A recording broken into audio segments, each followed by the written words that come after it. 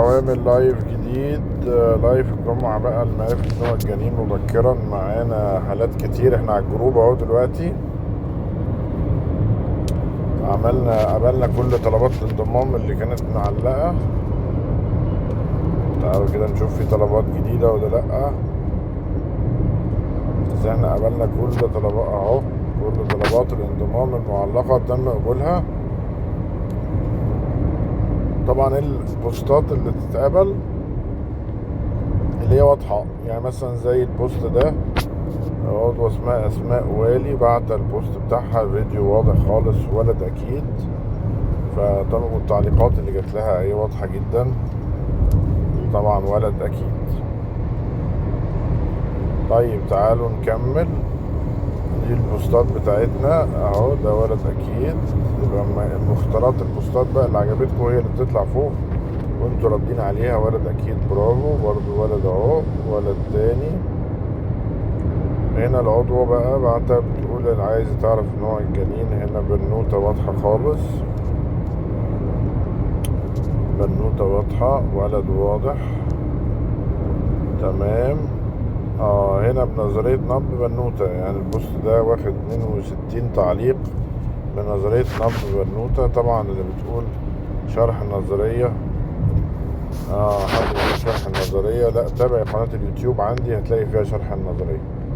نفس القصة هنا بنظرية نبض بنوتة أكيدة، بنوتة أكيدة. هنا برضو بنوتة بالفيديو وضع المقعدة واضح، وضع المقعدة بيقول بنوتة. برضو بنوتة بوضع المقعدة، بنوتة أكيدة بوضع المقعدة. وهنا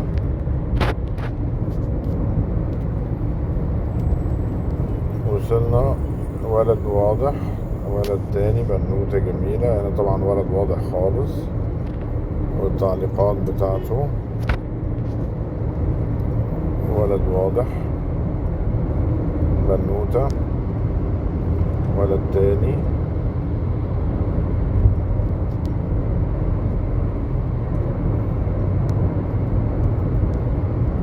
واضح ان هي بنوتة برضو بنظرية نبض بنوتة. يعني هنا نظرية نبض هنا بتقول ولد. شكرا جزيلا. تعليقات حطوا لنا برضو تجاربكم مع المركز هنا في التعليقات. ولد واضح،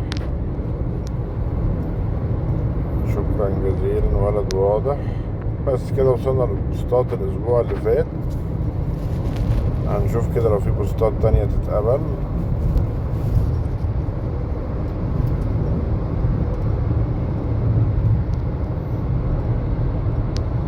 يعني بقية البوستات اللي ما اتقبلتش ما كانش واضح فيها ايه، وتصوير السونار غير واضح، وبالتالي ما ينفعش ننزلها على الجروب.